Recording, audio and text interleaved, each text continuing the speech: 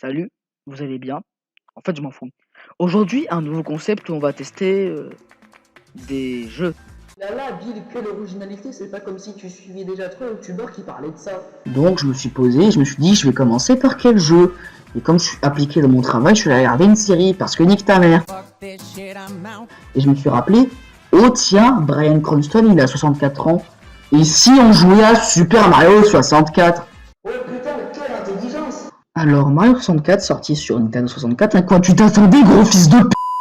Et un jeu de plateforme en 3D, et c'est le fondateur du genre. Ce jeu a révolutionné les jeux de plateforme. Ce jeu a révolutionné la 3D dans les jeux de plateforme. Ce jeu a révolutionné l'industrie du jeu vidéo. Oh là là, incroyable. Et quand on lance le jeu... Oh putain, c'est moche. Regarde. Regarde. Putain, mais j'ai dit regarde. C'est pas beau. C'est encore plus polygoné qu'un triangle rectangle isocèle. Apprends les mathématiques avec le professeur Jean Bomber. Les polygones sont comme ta mère, pointus et ronds.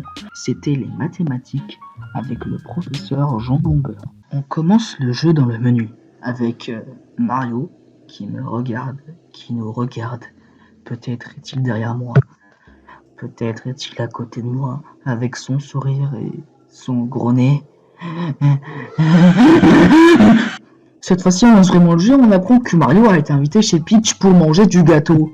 Oh là là, je vais manger des sucreries avec l'héritière du trône champignon, oh là là. Eh wesh, la princesse a été kidnappée par votre Bowser, hein. Oh là là, quel twist, je n'y m'y attendais point donc. Oui, c'est un jeu Mario et un jeu Nintendo, tu joues pour le gameplay et la jouabilité, pas trop pour les graphismes et l'histoire. Mais bref, on rentre dans le château et on récupère des étoiles pour entrer dans d'autres portes jusqu'à Bowser. Et oh, les Goombas dans ce jeu ne sont pas ronds. Ils sont pointus, on aurait dit des putains de noisettes que les Pakistanais vendent au marché de Noël. Ce jeu marque les débuts de la 3D, malgré le fait que quand on ouvre le jeu en 2020, c'est absolument moche. Pourtant, c'est un pionnier. Ce qui à l'époque était incroyable, aujourd'hui, c'est même pas le niveau de certains jeux dépendants comme Hollow Knight. Mais ce qui serait injuste de ne pas souligner, c'est qu'une putain de console de 32 bits. Il a 10 bits. A un monde aussi vaste. Et oui, parfois je m'y perdais. Je suis perdu. Oui, je me perds dans Mario 64. Qu'est-ce qu'il y a? Tu veux pas très vite, tu veux pas. Et son blague, le monde est grand pour un jeu de la 5e génération. Et Mario est de plus maniable à souhait. C'est un petit toutou qui répond à la manette. Là où dans d'autres jeux, la maniabilité est aussi rigide qu'un bloc de béton sous bouche refusé.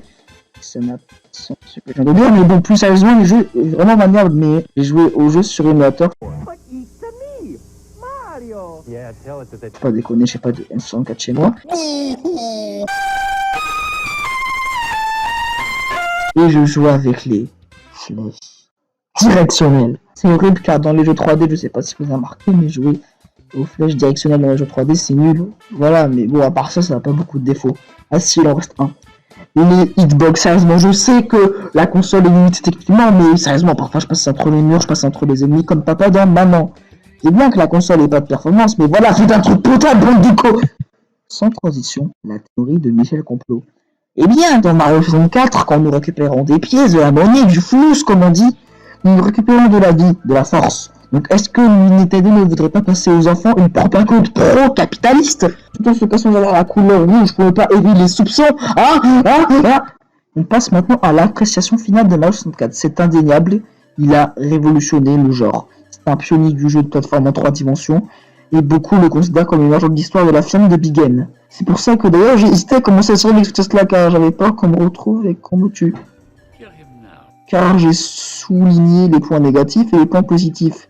Je suis pas là pour carrosser le sens du poil des critiques, évidemment, c'est un bon jeu, voire un incontournable, ce monde, sa jouabilité, son level design, mais il faut aussi souligner les défauts comme les hitbox, alors que dans certains jeux de la même génération, les blocs n'étaient pas aussi grosses que ta grand.